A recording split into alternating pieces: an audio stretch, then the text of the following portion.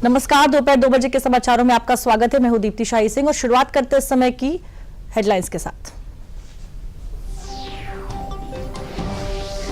आज अंतर्राष्ट्रीय मानवाधिकार दिवस के अवसर पर दिल्ली के विज्ञान भवन में आयोजित कार्यक्रम में राष्ट्रपति द्रौपदी मुर्मू हुई शामिल। समारोह में राष्ट्रपति ने स्वच्छ भारत अभियान पर दिया जोर।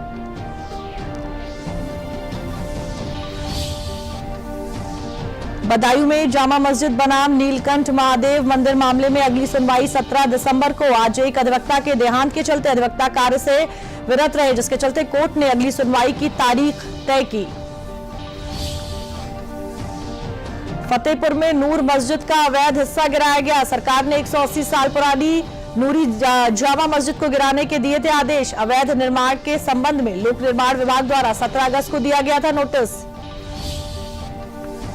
महाकुंभ के अवसर पर प्रयागराज में विश्व की सबसे बड़ी रंगोली तैयार की जा रही है। ये रंगोली 55,000 वर्ग फुट की है और इसमें 11 टन रंग का इस्तेमाल किया जाएगा। रंगोली बनाने में 50,000 महिलाएं कर रही हैं प्रतिभाग। डिजिटल अरेस्ट करके एक महिला से 46 लाख की ठगी के मामले में कन्नौज जिले में एक मदरसा चलाने वाले शख्स और उसके बेटे को किया गया गिरफ्तार। मामले की जांच के बाद नियमों के आधार पर की जाएगी कार्रवाई। और अब समाचारों का रुख विस्तार से कर लेते हैं। अंतर्राष्ट्रीय मानवाधिकार दिवस के उपलक्ष्य में आज दिल्ली के विज्ञान भवन में कार्यक्रम आयोजित किया गया। इस कार्यक्रम में राष्ट्रपति द्रौपदी मुर्मू बतौर मुख्य अतिथि के रूप में शामिल हुई। कार्यक्रम को संबोधित करते हुए राष्ट्रपति द्रौपदी मुर्मू ने स्वच्छ भारत अभियान पर जोर दिया।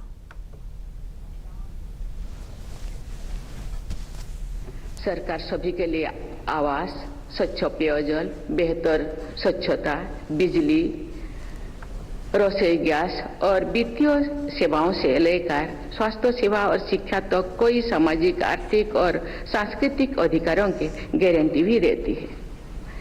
ये उल्लेखनीय है कि बुनियादी आवश्यकताओं के प्रावधान को अधिकारों के रूप में देखा जाता है।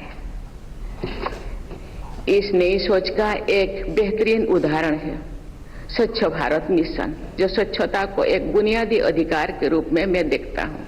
इस वर्ष 19 नवंबर को विश्व शौचालय दिवस पर भारत ने एक अभियान शुरू किया, हमारा शौचालय हमारा सम्मान। संभल हिंसा के बाद अब पुलिस ने संदिग्धों और आरोपियों के खिलाफ कार्रवाई तेज कर दी है। सोमवार को पुलिस ने दीपा सराय इलाके में 13 घरों में ताबड़तोड़ दबिश की। सपा सांसद के इलाके में पुलिस ने करीब 3 घंटे तक तलाशी अभियान चलाया।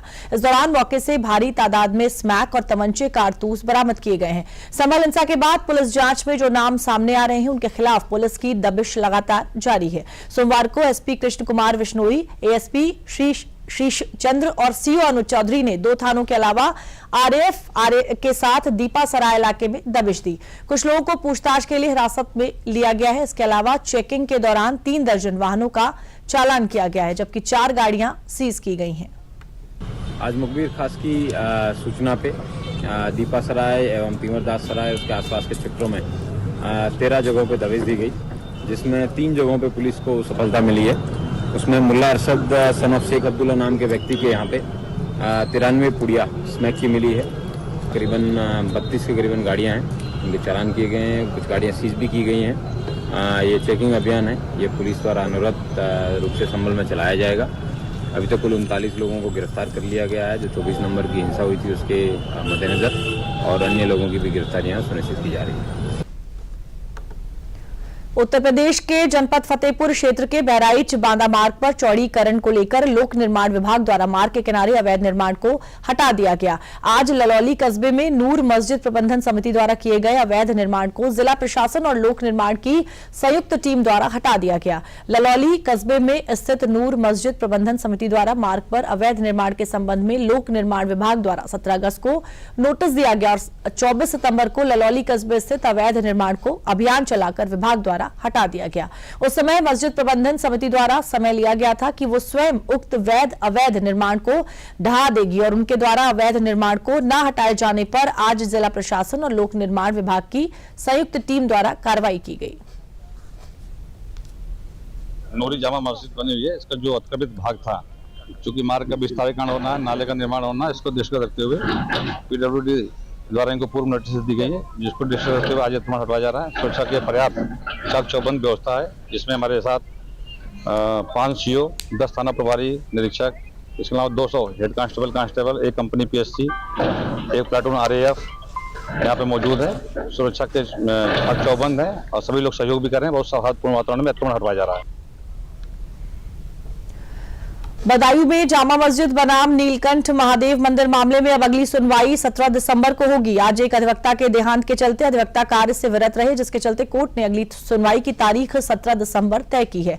17 दिसंबर को बदायूं जिला कोर्ट में senior division fast track court में सुनवाई होनी है, जिसमें जामा मस्जिद की ओर से इंतजामिया कमेटी अपना पक्ष रखेगी। वहीं इस दौरान दोनों पक्षों की ओर से अपने अपने तर्क दिए जा रहे हैं।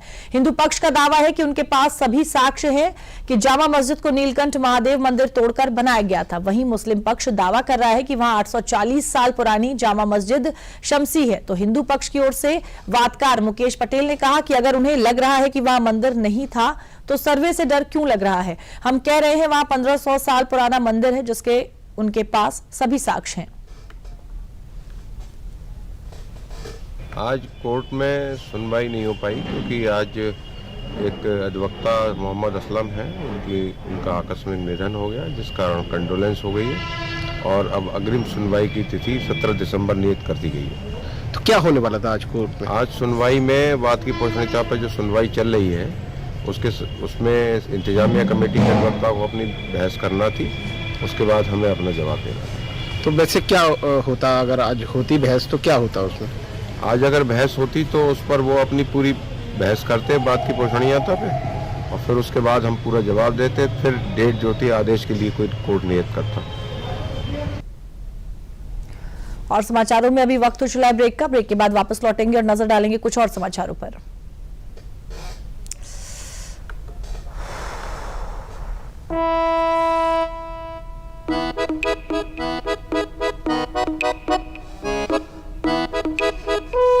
हर घर के खाने की शान, खुशबूदार बैद्यनाथ गाय का देसी घी, शुद्ध भी स्वादिष्ट भी। ब्रेक के बाद समाचारों में आपका स्वागत है। आगरा में पशुधन एवं दुग्ध विकास मंत्री धर्मपाल सिंह ने सर्किट हाउस में मंडल के विभागीय अधिकारियों के साथ समीक्षा बैठक की। बैठक में पशुधन एवं दुग्ध विकास मंत्री धर्मपाल सिंह ने कहा कि आगरा मंडल में 10 गौ संरक्षण केंद्र और 5 अस्थायी गौवंश आश्रय स्थलों का निर्माण किया जा रहा है, जिसकी क्षमता 1500 है। इसके साथ ही पशुओं का 100% टीकाकरण किया जा रहा है। बाद में मंत्री धर्मपाल सिंह ने कहा कि सड़क पर गौवंश न मिलने और आश्रय स्थल में ठंड से बचाव करने के अधिकारियों को निर्देश दिए गए हैं। उन्होंने प्रदेश में 1 ट्रिलियन की अर्थव्यवस्था प्राप्त करने के लिए पशुधन विभाग द्वारा संचालित योजनाओं को धरातल पर पहुंचाने के लिए भी निर्देश दिए जाने की बात कही। पशुधन दुग्ध विकास विभाग के माध्यम से निराश्रित गौवंश योगी सरकार की प्राथमिकता है और जो गाय हैं पशुपालक दूध देने के बाद इन्हें छोड़ने का काम करता है। जिलाधिकारी की अध्यक्षता में एक कमेटी हर जिले में बना दी है, जिसमें 6 विभाग काम करेंगे, जिसमें ग्राम विकास, नगर विकास, पंचायती राज, राजस्व, पुलिस और पशुधन। आज की बैठक में हमने अपने अधिकारियों को निर्देशित किया है कि जो चरागाह की भूमियां हैं, गोचर भूमियां हैं, उन्हें कब्जा मुक्त करावें। कब्जा मुक्त कराने के बाद उन पे चारा इत्यादि की बुवाई करें ताकि गौवंश को हरे चारे की भी व्यवस्था होती रहे। जौनपुर के बच्चे भी अब केंद्रीय विद्यालय में पढ़ सकते हैं। इस संबंध में राज्य मंत्री गिरीश चंद्र यादव ने कहा कि जौनपुर में भाजपा सरकार ने केंद्रीय विद्यालय की सौगात दी है। उन्होंने बताया कि इस केंद्रीय विद्यालय की स्थापना सिद्दीकपुर के पास पयागपुर गांव में 5 एकड़ की भूमि चिन्हित की गई है। लगभग 33 करोड़ 43 लाख रुपए की लागत से ये केंद्रीय विद्यालय बनकर तैयार होगा। इस विद्यालय में 960 छात्र पढ़ेंगे और केंद्रीय विद्यालय में अध्यापक सहित 63 स्टाफ रहेंगे। और मुझे बताते हुए प्रसन्नता है, खुशी है इस बात की कि आप सब लोगों का सहयोग, समर्थन, आशीर्वाद प्राप्त होने के बाद मैंने विगत 3 वर्षों से लगातार केंद्रीय विद्यालय की स्थापना की बात भारत सरकार के माननीय शिक्षा मंत्री से, उत्तर प्रदेश के माननीय यशस्वी मुख्यमंत्री जी से, उत्तर प्रदेश के माननीय शिक्षा मंत्री से लगातार संवाद स्थापित करके समस्त औपचारिकताओं को पूरा करा भारत सरकार प्रस्ताव भेजने का काम तेजी के साथ हुआ और सभी लोगों का बहुत सकारात्मक सहयोग मिला। प्रयागराज जिले में विश्व की सबसे बड़ी रंगोली बनाई जा रही है, जो लिम्का बुक में रिकॉर्ड दर्ज हो जाएगा। ये पहला मौका होगा जब विश्व की सबसे बड़ी रंगोली प्रयागराज जिले में बनाई जा रही है, जो अपने आप में कीर्तिमान स्थापित करेगा। ये रंगोली लगभग 55,000 फीट के आकार की है। प्रयागराज महापौर उमेश गणेश केसरवानी ने बताया कि इसका उद्देश्य स्वच्छता के प्रति आम जनता को जागरूक करना है। वहीं 11 बार लिम्का बुक में नाम दर्ज करा चुकी रंगोली आर्टिस्ट शिखा शर्मा ने बताया कि वो ये 12वीं रंगोली होगी जो विश्व की सबसे बड़ी रंगोली के रूप में तैयार हो रही है। दुनिया का सबसे बड़ा आध्यात्मिक मेला अपने प्रयागराज में 13 जनवरी से 26 फरवरी तक होने जा रहा है और उस निमित्त माननीय प्रधानमंत्री जी, मुख्यमंत्री जी की प्रेरणा से लगातार प्रयागराज बेहतर कर रहा है। प्रयागराज के जन जन को स्वच्छता के अभियान से जोड़ने के लिए और पूरे विश्व भर के लोगों को इस महाकुंभ मेले में आमंत्रित करने के लिए दुनिया की सबसे बड़ी रंगोली बनाई जा रही है, जो महिलाओं के द्वारा बनाई जाएगी। तो एक संदेश देगा कि महिला सशक्तिकरण का जो माननीय प्रधानमंत्री जी का उद्देश्य है, उस दिशा में भी हम लोग आगे बढ़ेंगे। साथ ही साथ स्वच्छता को लेकर के प्रयागराज के सभी लोगों को जागरूक करेंगे। जितनी भी चीजें यहाँ पर होगी उसका आनंद लीजिए, उसी के लिए हम यहाँ पर वर्ल्ड रिकॉर्ड बना रहे हैं। ये रंगोली 55,000 स्क्वायर फीट है, इसमें 11 टन कलर्स का यूज हुआ है। 16 मेंबर्स की मेरी टीम है जो कि इंदौर से आई है और साथ ही में यहाँ पर नगर निगम प्रयागराज के जितने भी मेंबर्स हैं सभी मिलकर ये रंगोली को बनाएंगे। और बुलेटिन में आगे बढ़ते हैं और अब बात उस खबर की जिस पर पूरे प्रदेश को गर्व है। नोएडा में एशिया के सबसे बड़े एयरपोर्ट का सफल ट्रायल किया गया है। पूरी खबर देखिए।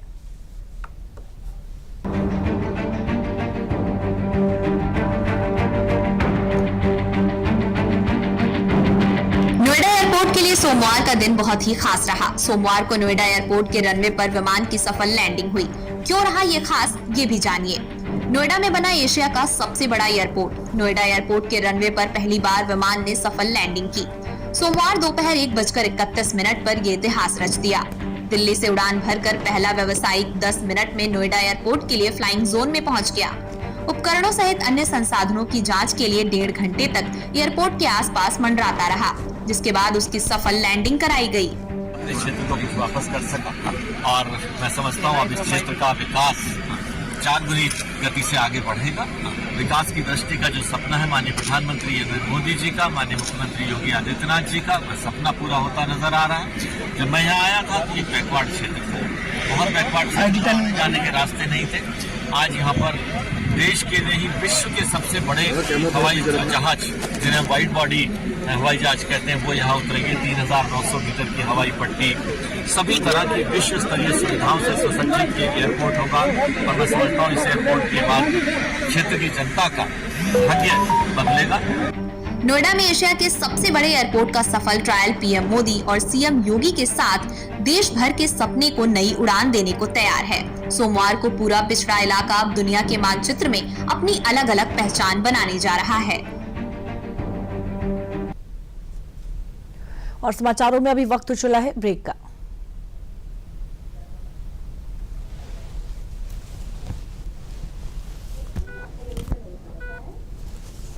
अब तो विश्वास हुआ, prevention is better than cure. Immunity strong होगी तभी तो बीमारियों से फाइट होगी। रहना है फिट तो लीजिए बैद्यनाथ का शुगर फ्री च्यवनप्राश। च्यवनफिट 36 से भी ज्यादा दुर्लभ जड़ी बूटियों से बना, हर उम्र हर एक के लिए एक भरोसेमंद च्यवनप्राश। ब्रेक के बाद समाचारों में आपका स्वागत है। केंद्रीय नागरिक उड्डयन मंत्री राममोहन नायडू ने प्रयागराज एयरपोर्ट पर टर्मिनल भवन का निरीक्षण किया और निर्माण कार्य की समीक्षा बैठक की। इस मौके पर प्रयागराज एयरपोर्ट के निदेशक मुकेश चंद्र उपाध्याय ने बताया कि आने वाले दिनों में लगभग 8 हवाई जहाज हम एयरपोर्ट पर खड़ा कर सकेंगे और जो यात्रियों की संख्या 350 की क्षमता थी उसको बढ़ाकर 800 के लगभग हो गई है। जो पार्किंग स्थल 200 गाड़ियों का था उसको बढ़ाकर 400 गाड़ियों का किया जा रहा है। कई सेवाओं को भी सुविधा शुरू की गई है जिससे आने वाले यात्रियों को कोई परेशानी ना हो।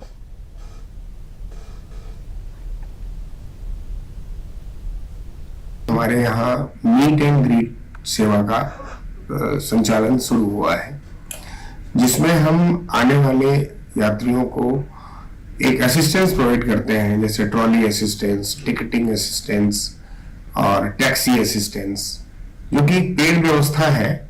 बट बाकी जो भी ए क्लास और बी क्लास एयरपोर्ट्स हैं उन पर ये सुविधाएं उपलब्ध हैं, और अब हमारे प्रयागराज एयरपोर्ट पर भी ये सुविधा उपलब्ध है। तो जो वृद्ध है या जो नीडी है, जिनको इस तरह की सहायता की आवश्यकता पड़ती है, वो व्यवस्था भी अब आज से हमारे यहाँ इस प्रयागराज एयरपोर्ट पर उपलब्ध है।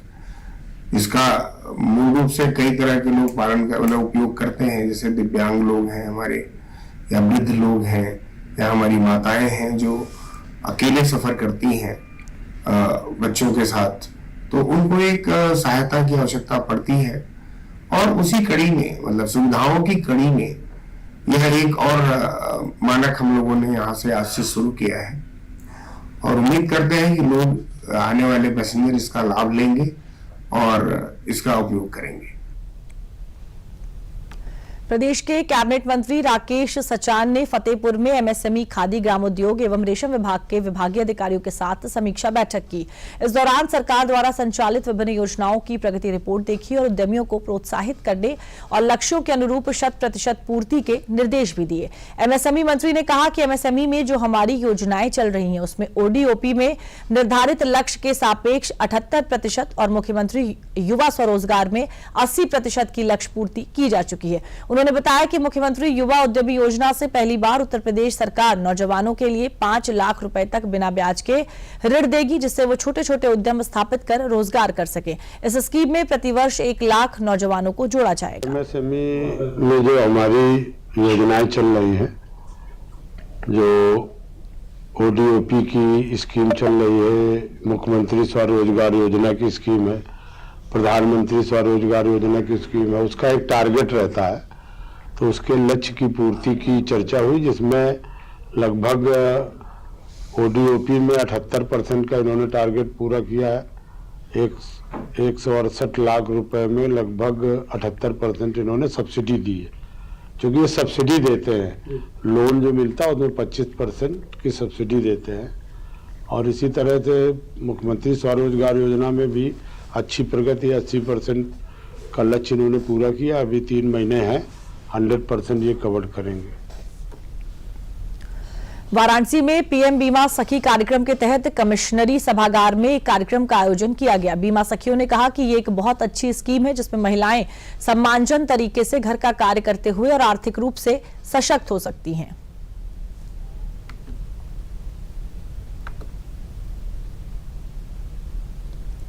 हम ये कहना चाहेंगे कि माननीय मोदी जी, जो मेरे बनारस के सांसद है प्रिय मोदी जी, वो हमारी महिलाओं के लिए बहुत सारी योजना लाते हैं, जो कि हमेशा सक्सेस होता है।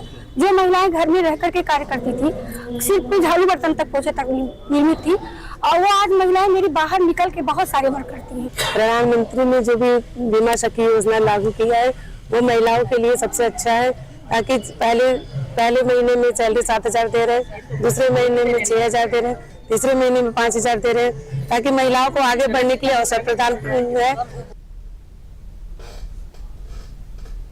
इसके साथ ही कानपुर में भी बीमा सखियों ने केंद्र सरकार की इस योजना की सराहना की। कार्यक्रम में मौजूद महिलाओं ने कहा कि इस योजना से आत्मनिर्भर बनने में महिलाओं को मदद मिलेगी। मैंने अभी LIC एजेंट के रूप में सुभाष गंगवार जी के अंडर में अपना कार्य शुरू किया है, और आज जो मोदी जी ने स्कीम लॉन्च की है बीमा सखी, महिलाओं के सशक्तिकरण के लिए उनका तहे दिल से आभार प्रकट कर रही हूँ। मैंने अभी LIC ज्वाइन किया है सुभाष गंगवार सर के साथ और अंसारी जी के साथ। मुझे यहाँ पे आके बहुत कुछ सीखने को मिला है, जो मोदी जी ने जो आज LIC के बारे में हमें बताया है, नए नए स्कीम्स निकाली है, इससे हम सबको बहुत प्रेरणा मिलती है, ताकि हम और लोगों को, हमारे कानपुर और हर जगह की महिलाओं को प्रेरित कर सकें। प्रधानमंत्री नरेंद्र मोदी ने महिलाओं को आत्मनिर्भर बनाने के लिए भारतीय जीवन बीमा निगम की बीमा सखी योजना का शुभारंभ कल पानीपत से किया, जिसका सीधा प्रसारण महिलाओं ने मेरठ में भारतीय जीवन बीमा निगम के कार्यालय में देखा और प्रधानमंत्री नरेंद्र मोदी द्वारा दिए गए संबोधन को सुना। बीमा सखी योजना से गांव और शहर की महिलाओं को बीमा क्षेत्र में कैरियर बनाने का मौका मिलेगा। इससे गोरखपुर मंडल के लगभग 3000 महिलाओं को आत्मनिर्भर बनने का मौका मिलेगा। बीमा सखी बनने वाली महिलाओं ने प्रधानमंत्री नरेंद्र मोदी का धन्यवाद किया। और मैं ऑनरेबल प्राइम मिनिस्टर सर की बहुत आभारी हूँ, उन्होंने ऐसा योजना लॉन्च किया है। इसमें एज ग्रुप उन्होंने जो दी है 18 to 70 इयर्स के लिए, वो बहुत अच्छी है ताकि हर महिलाएं इंडिपेंडेंट हो सकती हैं। मेरा ये प्रयास है कि मैं देश की हर महिला को लगभग इस योजना से जोड़ूं और उनका बचत करवा सकूं और खुद भी अपने आय का स्रोत बना सकूं और हर महिला को सशक्तिकरण में मदद भी कर। और प्रधानमंत्री जी को धन्यवाद देते हैं सखी बीमा में जुड़ने के लिए। हम लोग को सुविधा दे रहे हैं कि कुछ हम लोग भी इनकम कर सके, इसके लिए धन्यवाद। और ये योजना उन्होंने बहुत अच्छी निकाली है। इस योजना के थ्रू सब हम सारी लेडीज सेल्फ डिपेंड हो सकते हैं और बहुत आगे कुछ कर सकते हैं।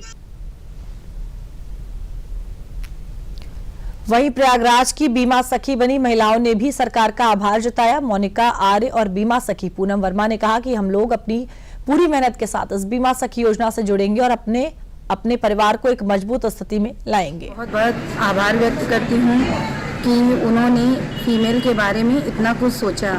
जो महिलाएं घर पे बैठी रहती थी उनके लिए एक ये ग्रेट अपॉर्चुनिटी है कि वो अपने घर में रहने के साथ साथ भी LIC जैसे कामों को कर अपने घरों में वो सहयोग दे सकती हैं। बीमा सखी योजना आरंभ किया तो उससे एक फीमेल को बड़ा ही फायदा होगा। बिना मतलब उसके साथ ही उनको फर्स्ट ईयर में 7000 कमीशन, सेकेंड ईयर में 6000 कमीशन और थर्ड ईयर में 5000 कमीशन। उसके अलावा जो वो पॉलिसी करती हैं उस कमीशन को ये छोड़ के अलग से उनको सहयोग राशि मिलेगी। प्रधानमंत्री नरेंद्र मोदी ने हरियाणा से बीमा सखी योजना का शुभारंभ किया। इसका सीधा प्रसारण अलीगढ़ के मसूदाबाद स्थित LIC के डिविजनल कार्यालय में किया गया। प्रधानमंत्री के संबोधन को सुनकर जिले की महिलाएं बहुत खुश हुई। वहीं महिलाओं ने बताया कि मोदी जी ने महिलाओं के लिए बहुत अच्छी योजना LIC सखी का शुभारंभ किया है। इसमें LIC से हमें मानदेय भी मिलेगा। पहले एजेंट के तौर पर सिर्फ कमीशन ही मिलता था। इससे महिलाएं कामकाजी बनेंगी और स्वयं का रुपया कमाकर आत्मनिर्भर बनेंगी।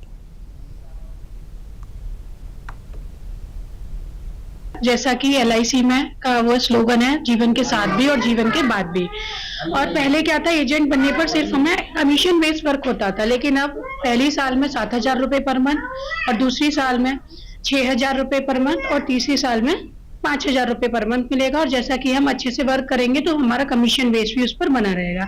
ये माननीय प्रधानमंत्री जी ने बहुत ही अच्छी महिलाओं के लिए एक योजना जो कि 9 दिसंबर को लॉन्च की है पानीपत से, तो मैं उनका तहे दिल से आभार व्यक्त करती हूँ कि ऐसा ही वो महिलाओं के लिए सोचते रहे और निरंतर करते रहे। ये जो इनिशिएटिव लिया है मोदी जी ने बहुत अच्छा लिया है महिलाओं के लिए, जो बीमा सखी करके है। और आज जो लॉन्च हुआ पानीपत से बहुत अच्छा है, क्योंकि इसे ना एक तो एजुकेशन का कोई बाउंडेशन नहीं, बहुत कम एजुकेशन से, जैसे कि हाई स्कूल से शुरू किया उन्होंने, और एज का भी कोई बाउंडेशन नहीं रखा है। तो इसमें प्रत्येक वर्ग और प्रत्येक हिस्से से औरतें अपना वर्क कर सकती हैं। मैं मोदी जी का धन्यवाद करती हूँ। मोदी जी ने ये योजना चलाई है, ये बहुत अच्छी है महिलाओं के लिए। महिलाएं पहले मतलब कुछ नहीं कर पाती थी, अब चाहे तो महिलाएं सब कुछ कर सकती हैं। वहीं बरेली में भी पानीपत से प्रधानमंत्री के कार्यक्रम का सजीव प्रसारण भी देखा गया। बरेली जिले में LIC के माध्यम से लगभग 500 महिलाओं को बीमा सखी बनाया गया है। योजना से जुड़ने के बाद महिलाओं में काफी उत्साह दिखाई दिया। जी ने बताया काफी महिलाओं के लिए ये काफी अच्छा है, घर के लिए, पढ़ाई के लिए, दूसरों की जिम्मेदारी के लिए भी काफी अच्छा है। मैं बीमा सखी बनी हूँ और इस बात से मुझे बहुत खुशी है, क्योंकि अभी तक मैं अनएम्प्लॉयड थी और इससे एक तरीके से जो मेरी तरह और पढ़ी लिखी लेडीज हैं या लड़कियां हैं, उन्हें एम्प्लॉयमेंट की एक अच्छा सोर्स मिलेगा।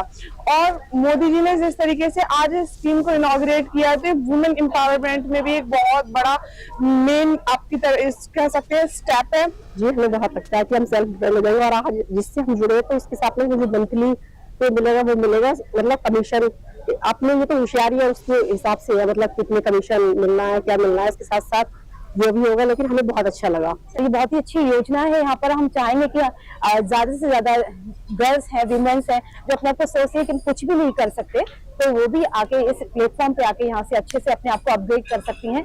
और ये यहाँ पे आपको मंथली आपको 7,000 रुपीज मिलेंगे। साथ ही साथ आप जो भी काम करते हैं, जो भी वर्क करते हैं, उसका आपको इंसेंटिव भी यहाँ पर मिलता है। कन्नौज जिले में डिजिटल अरेस्ट के मामले में मदरसा संचालक पिता पुत्र की गिरफ्तारी हुई है। मध्य प्रदेश के इंदौर जिले की पुलिस डिजिटल अरेस्ट की ठगी के आरोप में मदरसा संचालक पिता पुत्र को गिरफ्तार कर इंदौर ले गई। आरोपी पिता पुत्र पर आरोप था कि वो मदरसे के खाते में ठगी की रकम डलवाता था। जानकारी के मुताबिक कन्नौज जिले की तिरवा कोतवाली क्षेत्र के सतौरा गांव निवासी अली अहमद खान व उनका बेटा असद अहमद डिजिटल अरेस्ट कर मदरसा के खाते में रुपए डलवाते थे। एमपी के इंदौर निवासी महिला से सितंबर माह में डिजिटल अरेस्ट कर 46 लाख की ठगी हुई थी। पीड़िता ने सितंबर में केस दर्ज करवाया था। इंदौर पुलिस ने मामले की तफ्तीश शुरू की तो जानकारी मिली कि कन्नौज जिले सतौरा गांव में संचालित मदरसा फलाह दारैन सावेरी के खाते ने ठगी की रकम ट्रांसफर की है। इंदौर पुलिस ने सबूत के आधार पर मदरसा संचालक पिता पुत्र को गिरफ्तार कर लिया। वहीं मामले में जिला अल्पसंख्यक कल्याण अधिकारी जितेंद्र कुमार ने मामले की गहनता से जानकारी के बाद मदरसा नियमों के आधार पर कार्रवाई करने का आश्वासन दिया है। शादी के संचालक द्वारा जो प्रबंधक हैं, बाप बेटा दोनों लोगों ने जो इस तरह से एक खाता खोल करके मदरसे का, उसमें साइबर ठगी का प्रकरण संज्ञान में आया है। के माध्यम से जो हम लोगों को हमें जो जानकारी हुई है उसका मैं तथ्यों की भी जानकारी कर रहा हूँ। जो भी नियमानुसार होगा मान्यता प्रत्यायन से लेकर लीगल फॉर्म पे जो होगा कार्रवाई हम लोग रजिस्ट्रार ऑफिस को प्रेषित करेंगे और मान्यता मतलब प्रत्याहरित की कार्रवाई जो भी होगी लीगल फॉर्म पे करने के लिए।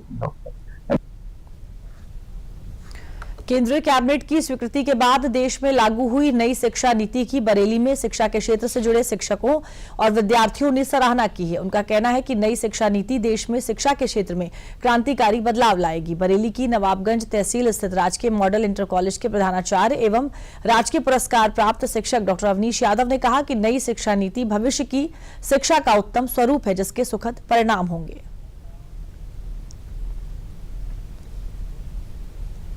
सरकार का बहुत दूरगामी सोच के बाद, यानी कि अगले कई दशकों के शिक्षा का स्वरूप क्या होना चाहिए और उसके एक सकारात्मक स्वरूप क्या होना चाहिए, उसको लेकर के सरकार द्वारा लाई गई है जो शिक्षा नीति, और इसके बहुत ही सकारात्मक परिणाम दिखाई देने वाले हैं। नई शिक्षा नीति को लेकर खासा उत्साह है बच्चों में। एक जो पहले से एक धरना चल रहा था कि एक पर्टिकुलर स्ट्रीम से ही पढ़ना है बच्चे को, एक तो ये बाउंडेशन खत्म हो गया, तो बच्चे का जो अब स्कोप है वो बहुत है सब्जेक्ट में, बहुत वो बच्चा फ्री है कि वो कोई भी सब्जेक्ट्स लेके पढ़ सकता है, किसी भी कॉम्बिनेशन से पढ़ सकता है। सरकार ने नई शिक्षा नीति को लागू करने जा रही है, तो उसमें हम देखेंगे कि जैसे जो 10th का बोर्ड था तो उसको अब हटा करके सीधे 12th में बोर्ड कर दिया गया है। अब इससे क्या होता है, इससे छात्र में ये लगता है कि पहले हमें 10th का बोर्ड देना होगा, फिर उसके बाद 12th का भी बोर्ड देना होगा, तो इससे छात्र में एक डर सा बना रहता है कि उसको 10th भी पास करना है, 12th भी। लेकिन अब सरकार ने नई शिक्षा नीति के में क्या किया है, उन्होंने ये कहा है कि सिर्फ 12th में ही बोर्ड होंगे। नई शिक्षा नीति में ये है, अगर आप 3 साल का ग्रेजुएशन है और अब 4 साल का ग्रेजुएशन कर दिया जाएगा, उसके बाद क्या है, अगर आप एमए करते हैं या एमएससी करते हैं, आप डायरेक्ट उसके बाद पीएचडी कर सकते हैं। पहले ऐसा नहीं था। तो मैं यही कहना चाहूँगा कि जो नई शिक्षा नीति है वो छात्रों के हित में है, और सरकार जो छात्रों के लिए कर रही है वो बहुत ही बढ़िया कर रही है। नई शिक्षा नीति लागू हुई, जिसमें पहले बच्चों पर पढ़ाई का प्रेशर बहुत होता था, अब थोड़ा कम कर दिया गया है सरकार के द्वारा। पहले इसमें हमारी शिक्षा को पहले काफ़ी लंबा टाइम ज़्यादा खिंचता था, अब इसमें सरकार को देखते हुए कम कर दिया गया, और इसमें काफ़ी सुविधा कर दी गई है। पहले हमारा ग्रेजुएशन 3 साल में होता था, अब एमए हमारा जैसे मान लो 2 साल का होता है। अब सरकार ने नई पॉलिसी लागू करके इसमें 1 ईयर का कर दिया है, और जो हमारा जैसे हम पीएचडी वगैरह करना चाहते थे वो भी हमारा बहुत ही सही तरीके से मायने हुआ है। सरकार बहुत अच्छा काम कर रही है। और समाचारों में मेरे साथ फिलहाल के लिए इतना ही। मुझे दीजिए इजाजत। नमस्कार।